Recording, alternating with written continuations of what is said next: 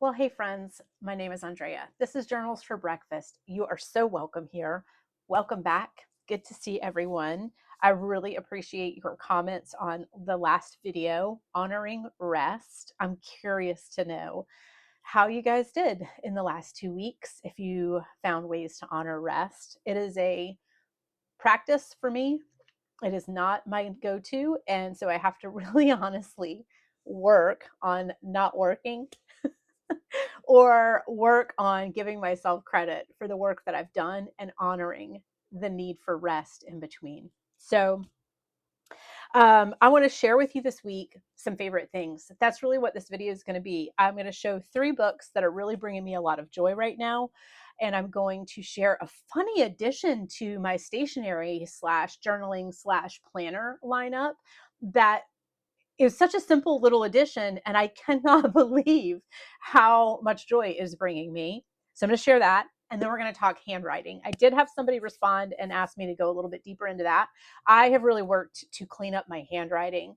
It just was looking terrible in my journals.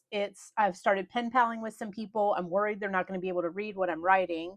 But it's also bugged me for a long time, to be honest with you. And then I got going on fountain pens, and man, when you have a beautiful pen in your hand, you don't want chicken scratch coming out of the other end of it. Like, I want pretty writing, or at least legible writing, coming out of this beautiful pen with this beautiful ink.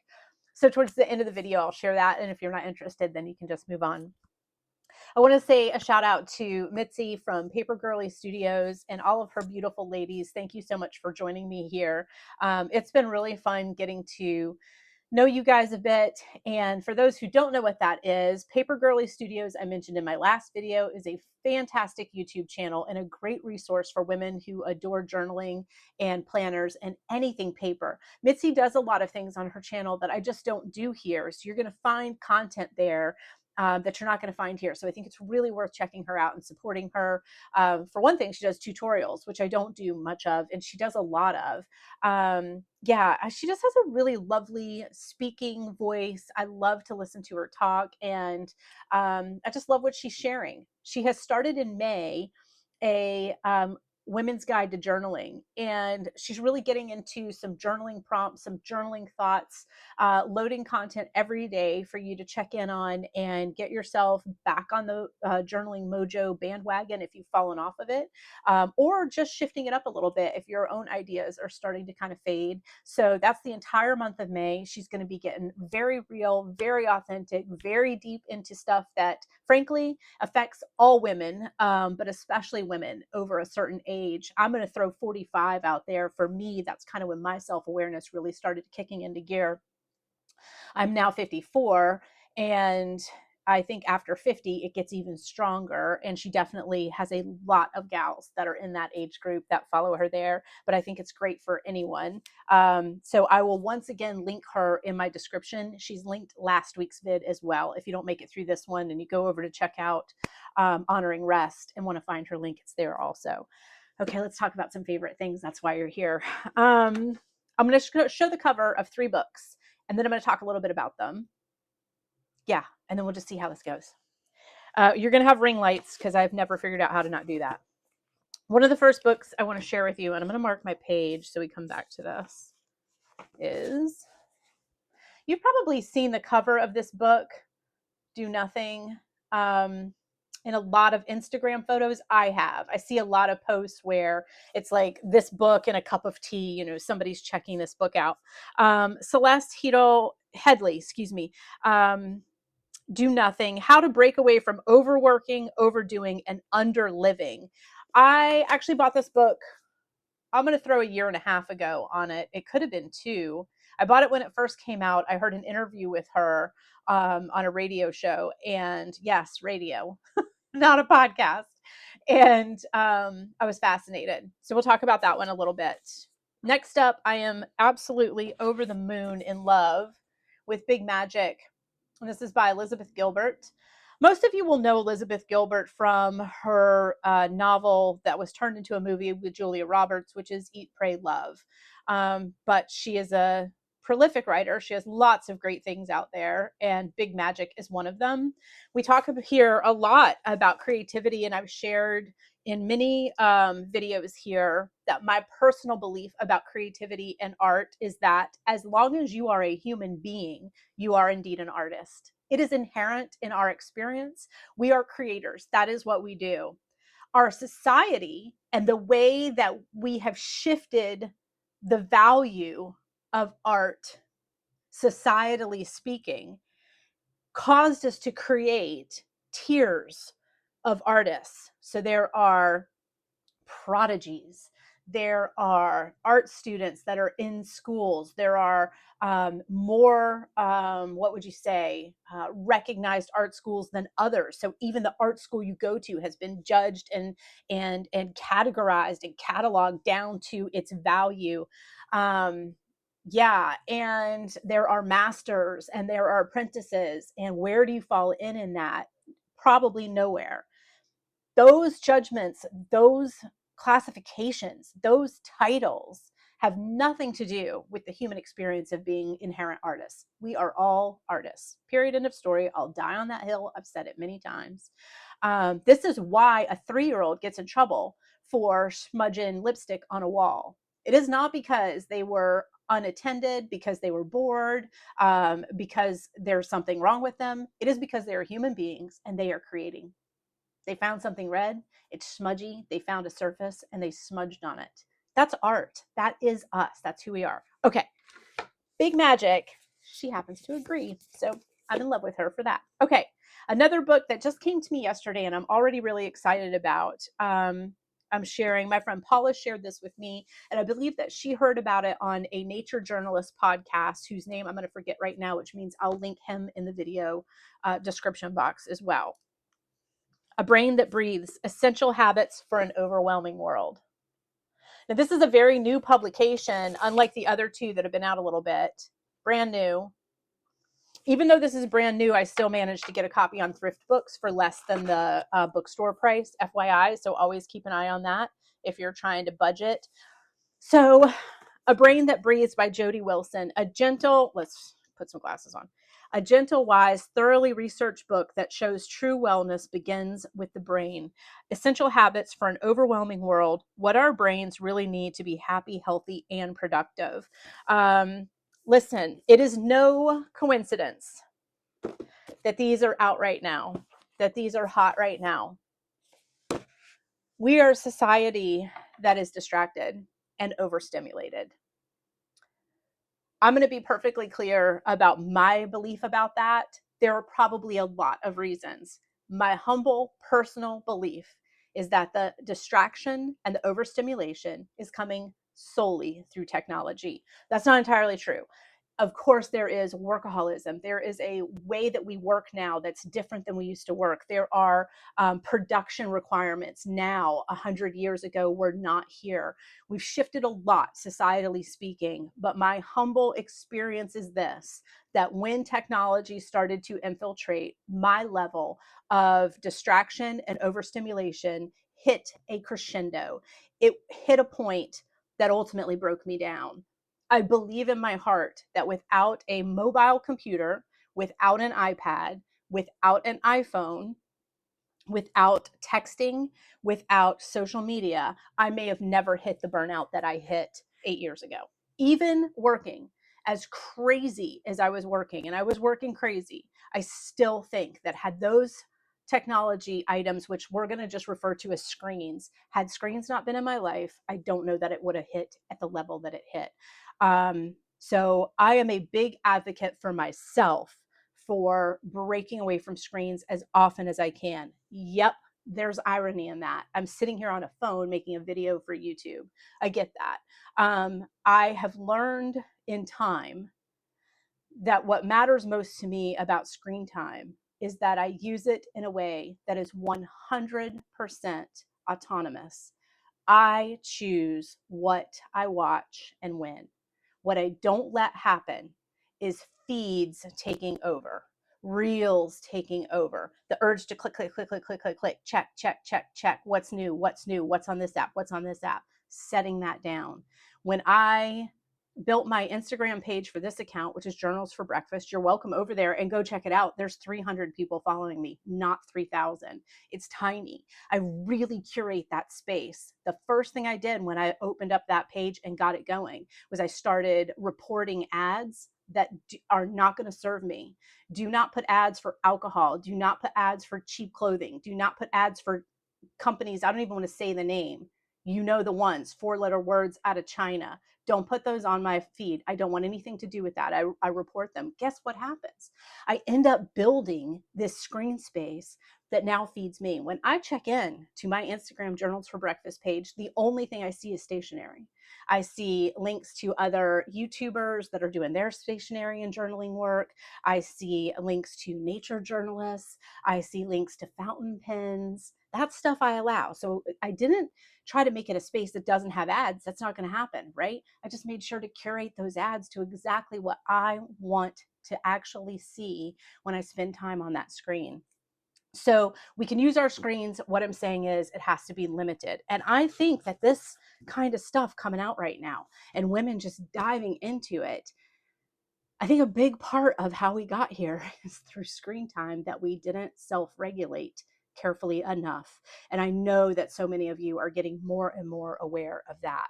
But away from screens, away from technology, off that hill, just onto the world of distraction and overstimulation, the way that we work is a disaster. And I feel like I can see the tides shifting. They're ebbing back into the sea a little bit. So I have hope for us for the future.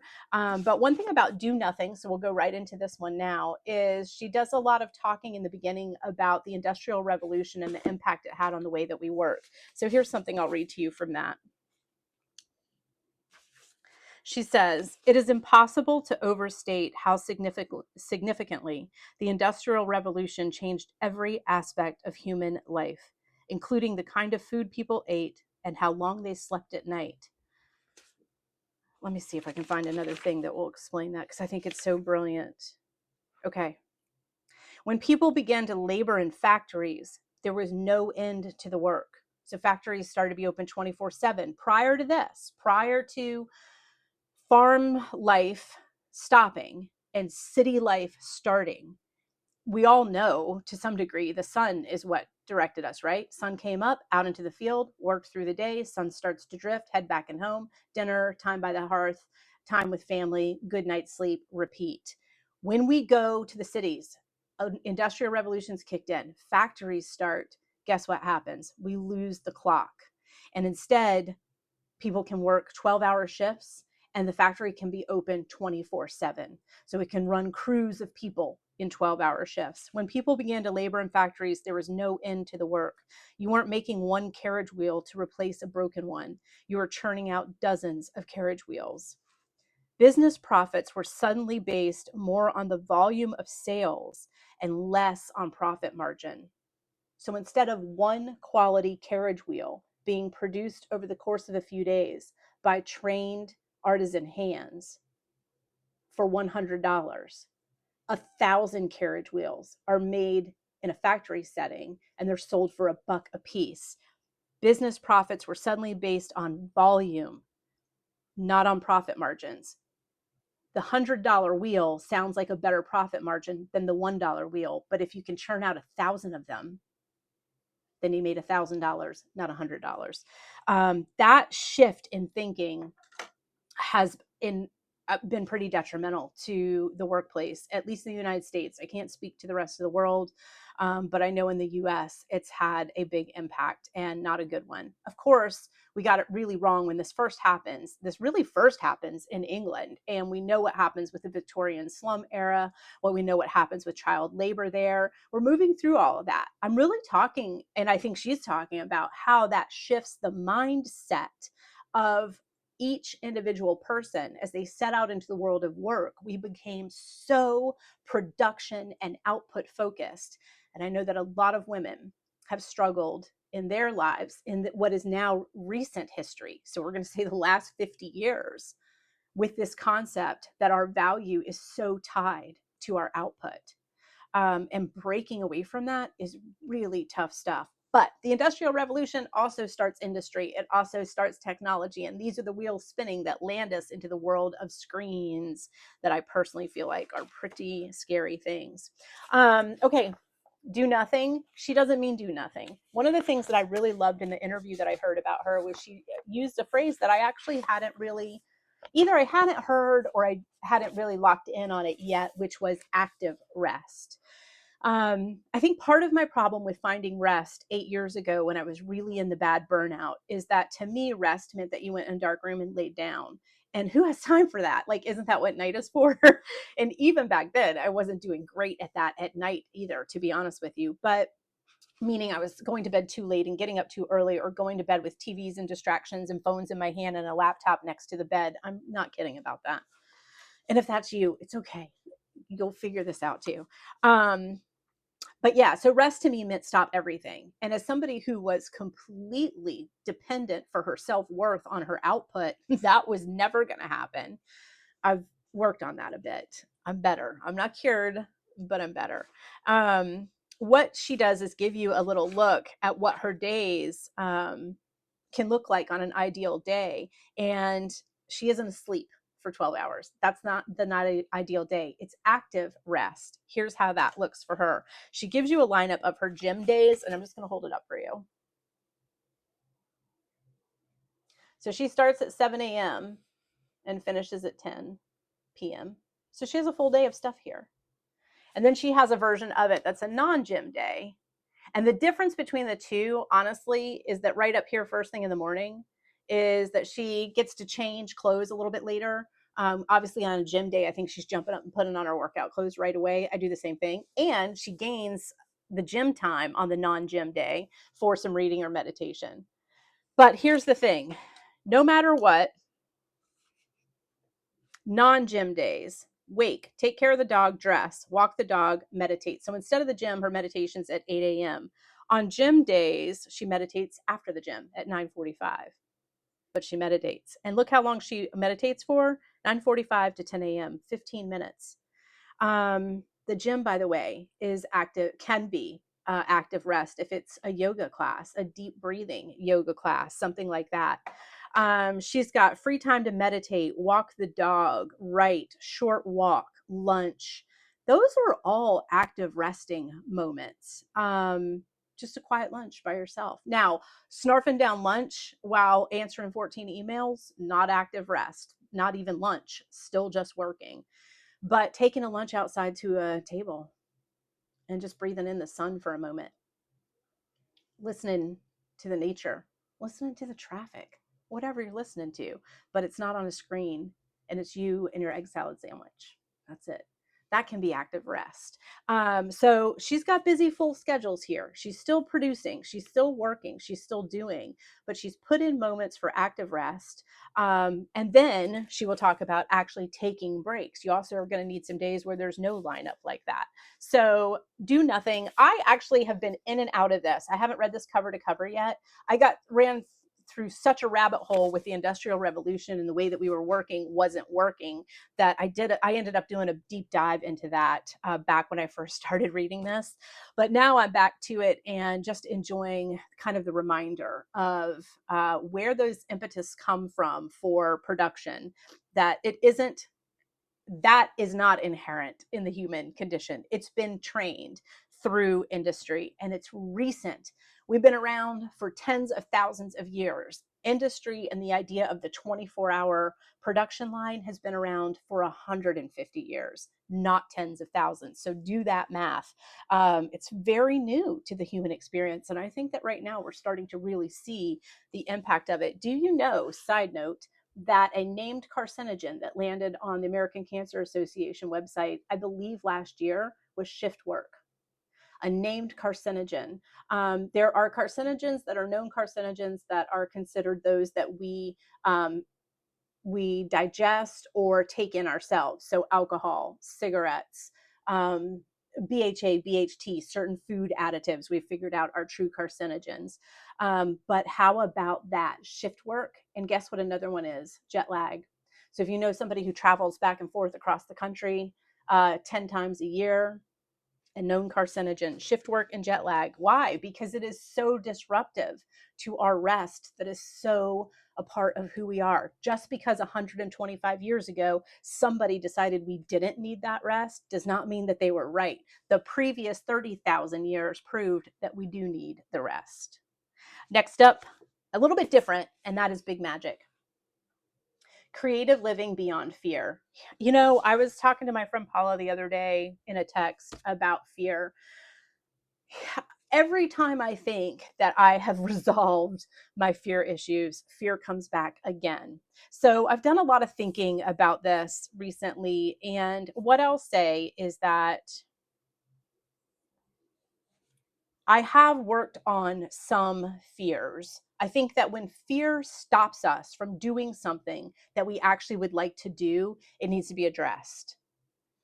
As Paula pointed out, when fear stops us from doing something dangerous, okay, that's why fear is there. We actually don't want to get rid of fear because fear is there to protect us, right?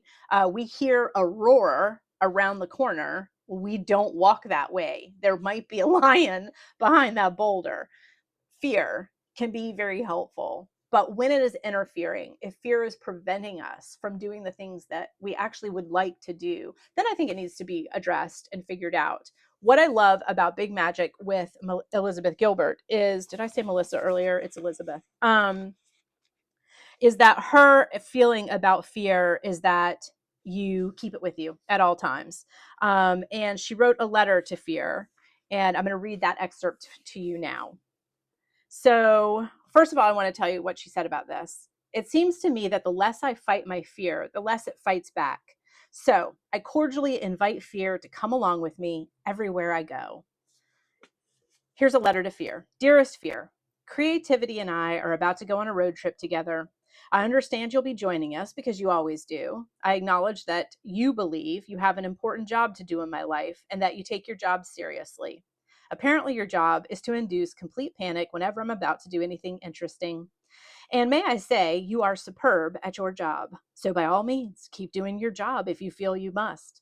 But I will also be doing my job on this road trip, which is to work hard and stay focused. And creativity will be doing its job, which is to remain stimulating and inspiring. There's plenty of room in the vehicle for all of us, so make yourself at home, but understand this.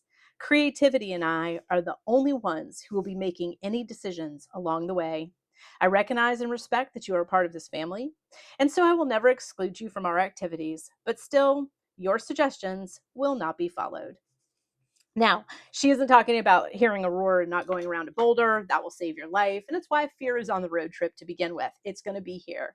What she's talking about is finding creativity and working through fear and creating anyway. And I think that that's so appropriate to this channel and so much of what we've talked about here. I taught myself to watercolor 2 years ago. And the first thing that I did was just blop paint onto paper. Was it excellent? No. Was there fear? Probably, sure.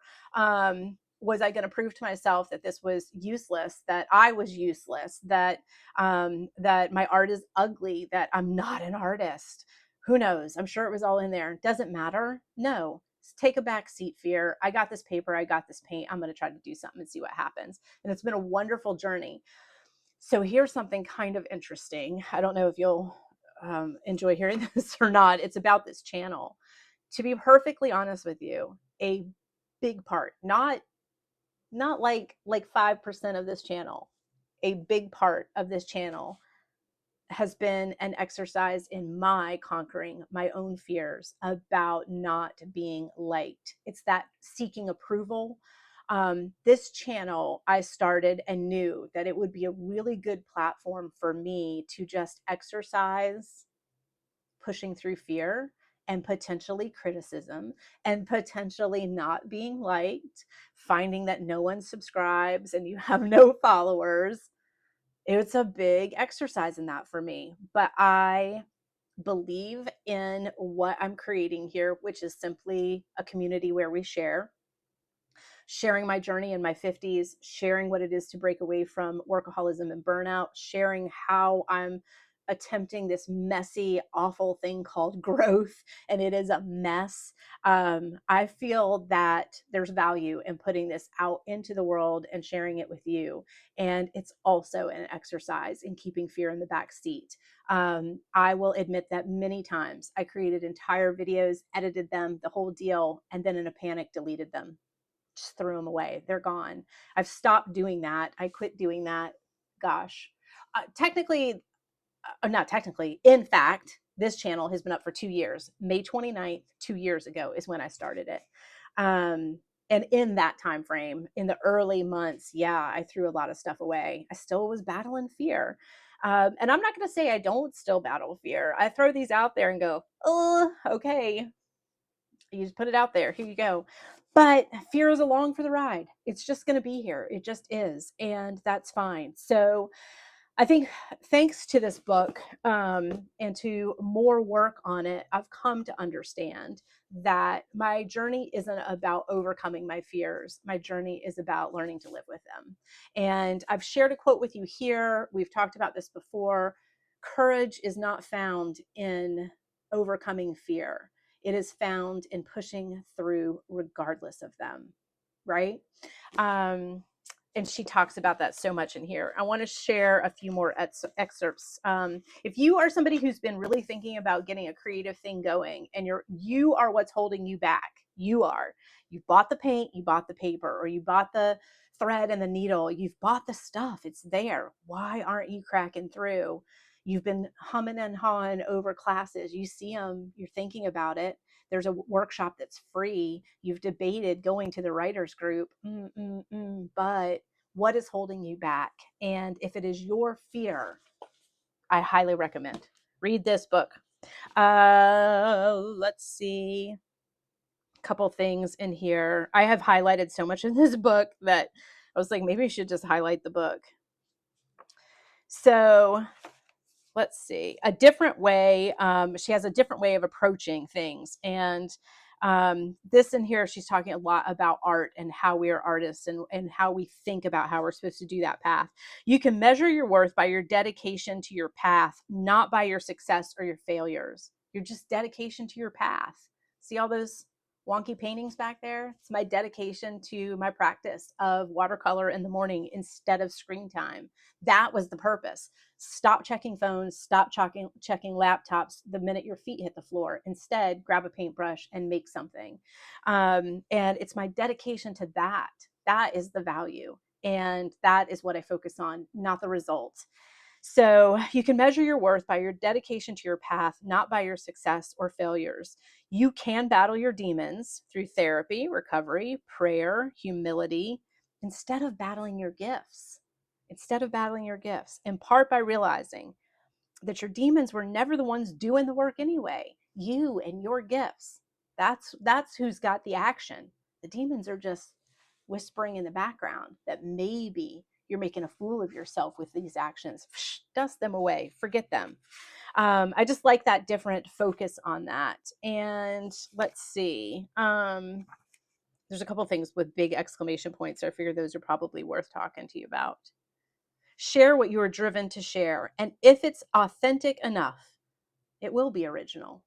If it's coming from a place of your own heart. So she's talking here a little bit about when we do sit down to create, whether it's write or paint or do a YouTube video or whatever your thing is.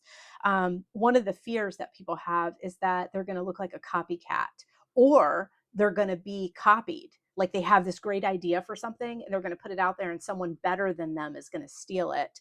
Share whatever you are driven to share, because if it is authentic enough, it will be original. So there's that.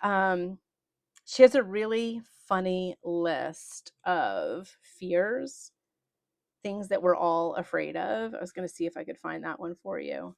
But I'm getting distracted by other entries that are so good too. Let's see. She's funny, by the way. So if you like to laugh, she's really funny. And obviously her craft is writing, but this isn't specific to writers. I'm not a writer, and it is totally speaking to me. I can tell you that. So I wanted to read out some of these fears that she mentions. Oh, this is another thing that sort of logs into that. Take fear along with you. If you can't learn to travel comfortably alongside your fear, then you'll never be able to go anywhere interesting, right? Um, I've made my home interesting. I love it here, but we can't get locked up just there all the time. And even if that goes someplace interesting, happens from the house. So creating, painting, writing, whatever you want to do. We can't let fear. Oh, listen to this. This is cool. Your fear will always be triggered by your creativity because creativity asks you to enter into the realms of uncertain outcome. And fear hates uncertain outcome. I mean, this book is worth it just for that. Your fear will always be triggered by your creativity because creativity has no guaranteed outcome. And we don't like a non guarantee, especially those of us with ADHD, OCD, those of us who are control freaks or workaholics. We want to know what it's going to finish up as. And man, creativity doesn't work that way. I have never sat down to a painting knowing what the end game was going to be, not by a long shot. And fear feeds on that. So we have to be cognizant, step back and say, hey, is that fear? What's that fear doing? What is fear doing? Here's her list of things that you might be afraid of. And I think this is just so relatable. I laughed when I read it. You might cry when you read it. I think we all have some of these. So here we go. Here are the fears. You're afraid you have no talent. You're afraid you'll be rejected or criticized or ridiculed or misunderstood or ignored. You're afraid there's no market for your creativity and therefore there's no point in pursuing it. You're afraid somebody else already did it better. You're afraid everybody else already did it better. You're afraid somebody will steal your ideas, so it's safer to keep them hidden forever in the dark. You're afraid you won't be taken seriously. You're afraid your work is politically, emotionally, or artistically important enough to change. You're afraid your work isn't politically, emotionally, or artistically important enough to change anyone's life. You're afraid that your dreams are embarrassing. You're afraid that someday you'll look back on your creative endeavors as having been a giant waste of time, effort, and money. You're afraid that you don't have the right kind of discipline. You're afraid that you don't have the right kind of workspace or financial freedom or empty hours in which to focus on invention or exploration. You're afraid that you don't have the right kind of training or degree. You're afraid that you're too fat. I just had to laugh. My self image issues are pretty big and I'm working on them, but that one cracked me up. You're afraid of being exposed as a hack or a fool or a narcissist. You're afraid of upsetting your family with what you may reveal. You're afraid of what your peers and coworkers will say if you express your personal truth aloud. I dealt with that one, believe it or not. You're afraid of unleashing your innermost demons, and you really don't want to encounter your innermost demons. You're afraid your best work is behind you. You're afraid you never had any best work to begin with. You're afraid you neglected your creativity for so long that now you can never get it back. You're afraid you're too old to start. You're afraid you're too young to start. You're afraid because something went well in your life once, nothing else can ever go well again. You're afraid because nothing has ever gone well in your life, nothing will ever go well. You're afraid of being a one-hit wonder. You're afraid of being a no-hit wonder. I love the list. I think it brings a lot of humor to recognize, see them written out like this, and just recognize that they're so inherent in all of us. We're all there, ladies. We all feel it. Which of those really jump out to you, and which ones can you pin up and just laugh at? A lot of them speak to me. So, Big Magic, Creative Living Beyond Fear. Meanwhile, without me reading the entire book for this book review, what I will say is that she's got a lot of writing in here about creativity being inherent to the human condition. She believes that, as I do. She refers to the same cave paintings that I referred to that are from Paleolithic times. Somebody found some charcoal in the fire and drew wonky pictures of deer and horses on the walls of a cave. We are artists. It's who we are.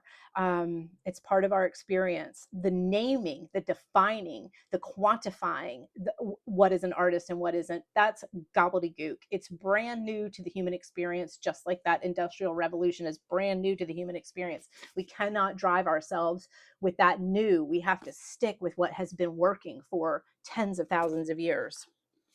You are an artist. And actually, she and then another, that same nature journal podcaster that I told you that Paula had recommended, did a video on this yesterday, and she has a piece in there about the value of an art degree. And to be honest with you, it appears there is quite a school of thought that talks about how detrimental that path can really be for artists, which I think is fascinating because it does pigeonhole it. It does quantify it into art degree for money, grades equals how good an artist I am. And art is totally subjective. So to throw yourself into the ring where it's just critiqued and judged and told whether it is good or bad, fortunately, if you're just at home creating, you don't have to mess with that anyway. And then the brain that breathes. I just started this last night, and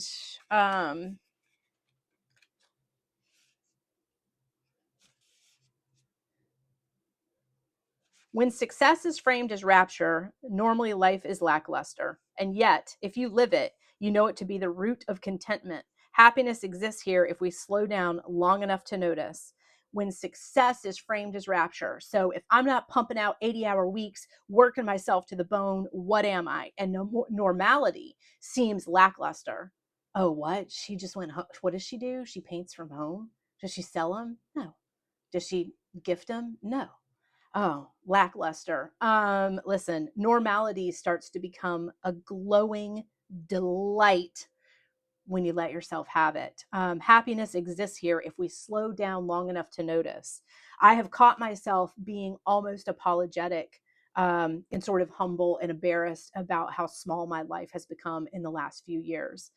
We do not go to restaurants. We do not go to bars. We do not go to sports events. We do not go to concerts. We do not go to anything, frankly, that takes place at night. Our days begin quietly with coffee in separate parts of the house, and I work on my painting, and he reads the Wall Street Journal. I spend time in nature with my dog. On gym days, I work out. I come back, do a few chores, clean up, read, take a nap, do some crafts, play a game with my husband, watch a show, eat dinner, go to bed. It is so small that I am a little embarrassed about it. I have apologized sometimes for it. Like, I know this is not for everybody, and this is not, you know what? I lived a big life for a long time. Constant distraction, constant fatigue from constant distraction. Everything was loud. Everything was lots of people. Everything was at night. That part of my story has ended. Frankly, I don't think it should have ever been a part of my story. I didn't know any better. I just fell into it, but it's fine. I don't have shame about it or guilt about it. I have wonder. I do not know how I got through it. But when I put my foot down and said, what I need is quiet, what I need is slow, man, I felt like a bit of a failure and a little embarrassed by that. And now I see the happiness that exists in just normality. There's just nothing to brag about here. I've got nothing exciting to share with you. We did our floors this morning. That's what we do on Saturday morning. We mop the floors, and they're sparkling, and it smells really good in here, and it's delightful. It's delightful. Took me a long time to get here, but I love that she's on that. In an artificial, hyper convenient world, we're always looking for the next quick fix. But the long lasting changes we really crave are the simple habits our ancestors practiced every day. I talked about this at my cooking school in the last 2 years that I was open. I was really trying to push people towards this kind of focus on slowing down and intentional living. One of the things that I did was extend my class time and went from 2-hour workshops to 3 hours. We could really take our time and slow down. And the last year I was open, we focused solely on baking. I was working on producing baked goods at home that are such a treat and such a delight to come out of your oven and to treat your belly to and treat your mouth to. Homemade pastries and homemade desserts. It's such a nice thing. And then also bread baking. And the reason that bread baking was so important in that part of my focus is because it is so ancient. Every single person who touches dough in that studio when they come take a class with me connects. They just do. It is, I believe, part of our DNA. It's linked up in their spinal cord. They just have never activated it yet, or they did once or twice and forgot about it. But the minute they put their hands in that soft dough, everything just relaxes. They relax, their spinal cord recalibrates, and they go, why am I responding to bread baking? Because it was survival. It was everyone's ancestors for tens of thousands of years had their hands in dough at some point in the day, or in the wheat field to produce. It was some part of it. And I love that she says that here. In an artificial, hyper convenient world, we're always looking for the next quick fix. That's what that thumb on the phone is. You know what I'm talking about? Gosh, dang, do I do that too? Yes, I do. I just have to put my phone in another place, stick it someplace inconvenient. In a hyper convenient world, we're always looking for the next quick fix. But the long lasting changes we crave are the simple habits our ancestors practiced every day. And that is how I recalibrate myself daily too. I cannot start my day with technology because neither did my ancestors, but I can start my day with tea or coffee and a painting. I'm looking at a painting I'm working out right now.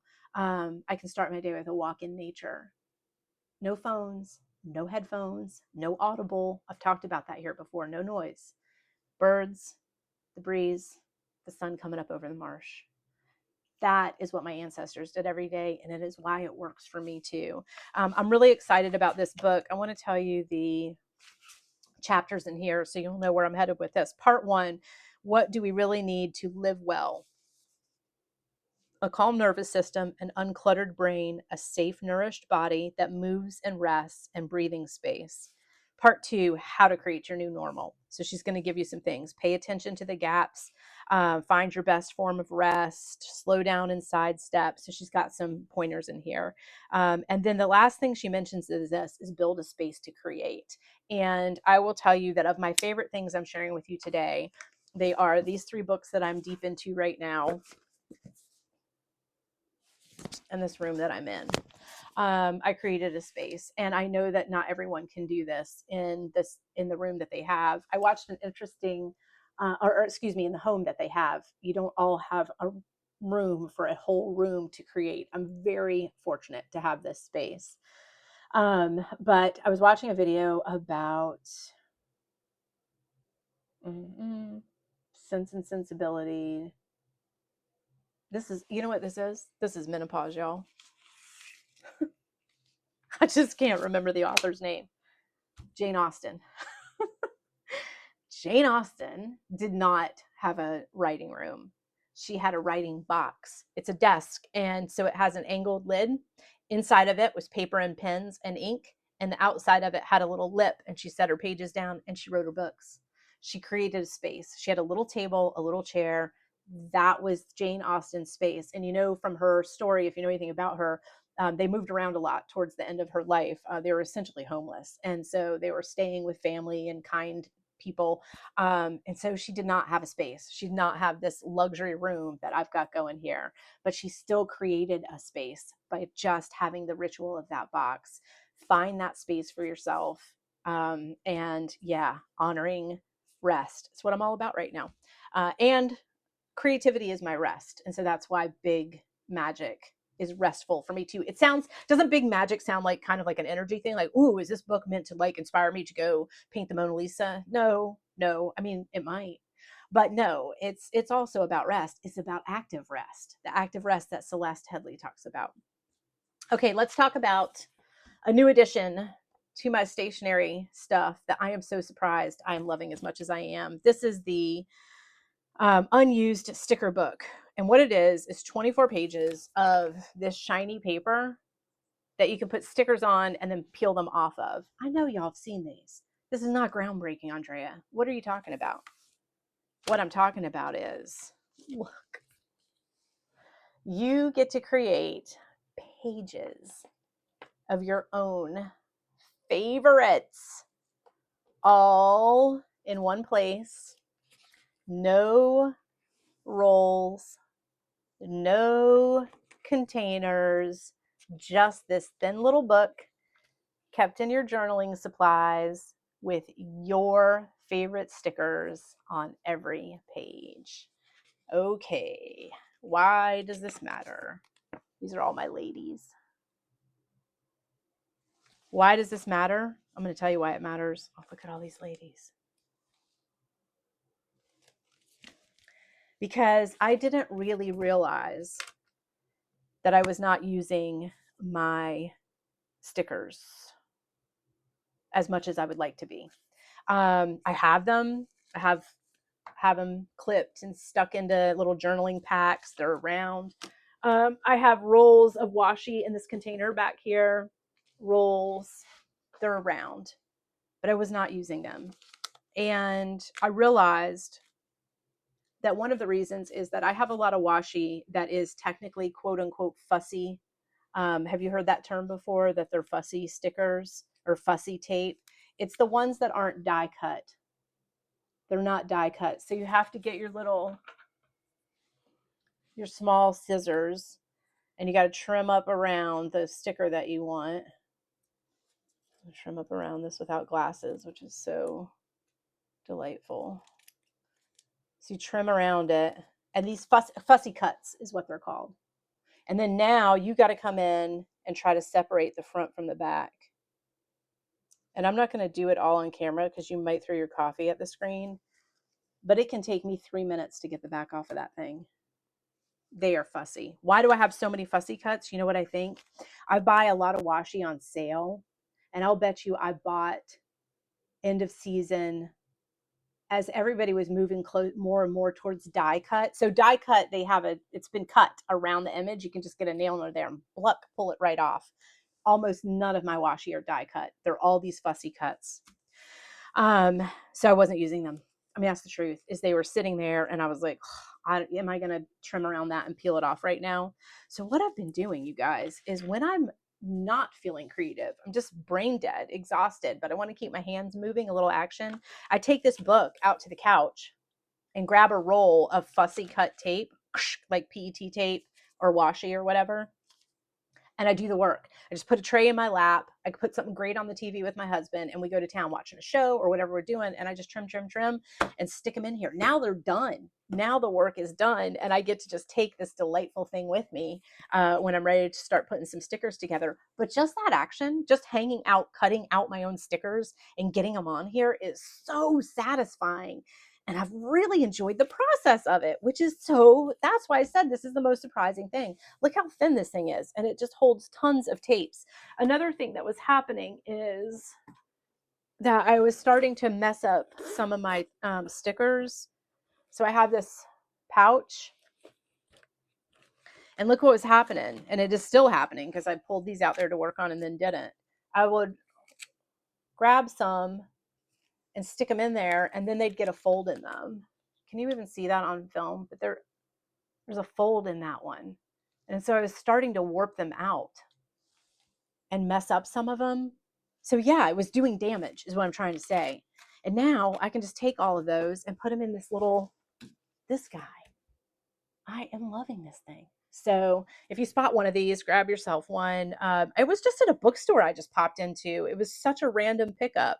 I did not think that I would ever need such a thing, and I am in love with it. So that is a big joy for me. And I said I would mention some handwriting. Now, I'm not doing any editing with this video. I'm not doing any overhead stuff. We're just real time and loading. That's how this is going this week. But I started a notebook handwriting practice. And this was just an old Martha Stewart spiral bound. What are these called? Discs or something? I don't know. Anyway, I had this just sitting on my shelf. Who knows why I bought it 100 years ago.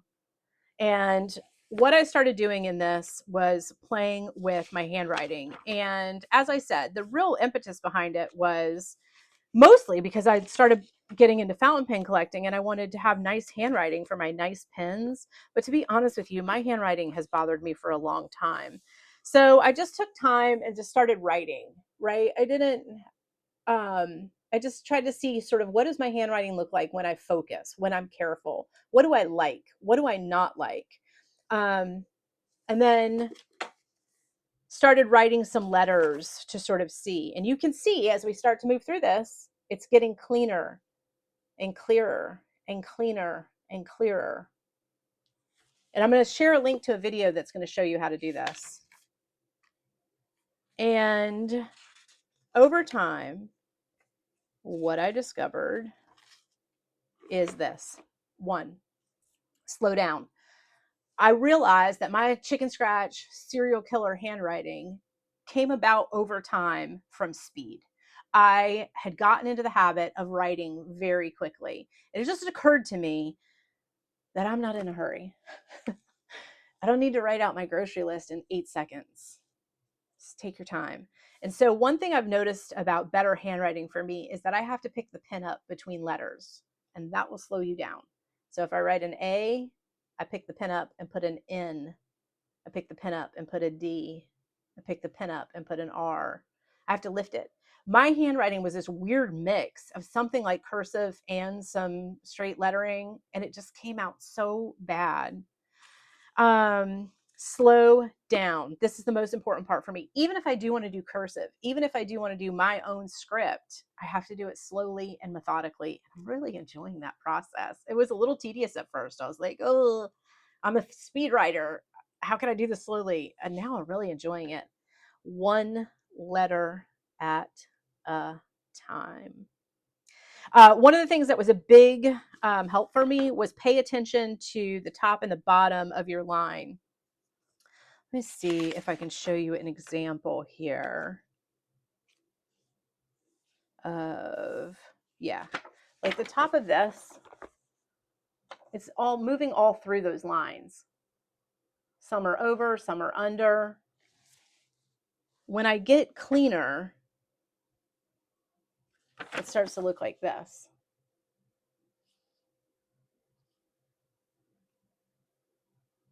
See how that's over? That O should be in that box. When it is, it looks so much better. Yeah. And then watch your hangers. So hangers are G's, like with a thing below, or Y with a thing below, or a T that goes above.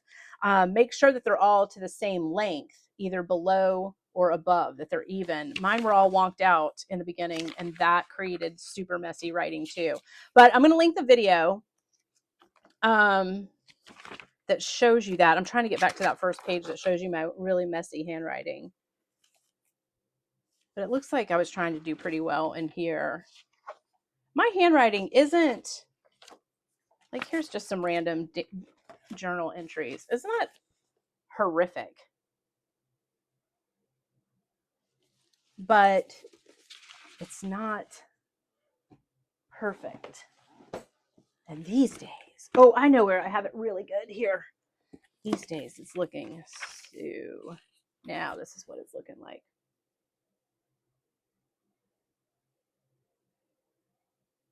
So much better.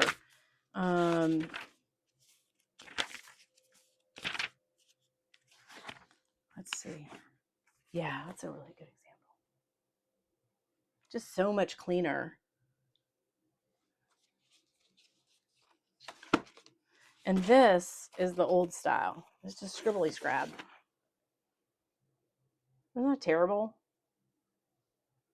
So I am going to share with you the video that really changed my handwriting. And I will tell you that it's made me understand why grid paper is so great to work on, and dot grid. I always loved them anyway, but now I can really find the markings. Top of the grid, middle of the grid, bottom of the grid. And so my H starts here, and then the top of it goes up to here. And then my G starts in that middle and then comes down to that bottom grid, but no further. And so it ends up cleaning it up really nicely. Anyway, I'm going to share that. But my whole point about it was simply that my Hobonichi went, it's always going to be a hot mess Hobonichi. That's who I am. But it went from that, ew, to, let's look at yesterday's entry. Yeah, way better. So still hot mess Hobonichi because I'm messy, but my handwriting is not. Practice is the answer. So like I said, I just found an old notebook, and again, it's like when a baseball game's on, I'll just put a lap desk on my lap, grab a pen, and just start practicing the letters. And it's made a big difference. And I will tell you, old habits die hard. When I sit down here kind of spaced out in the afternoon and go to jot out a quick note to myself, it can still be chicken scratch. And I make myself redo it so that it's better. So I had a chicken scratchy one over here and I rewrote it and made it clear.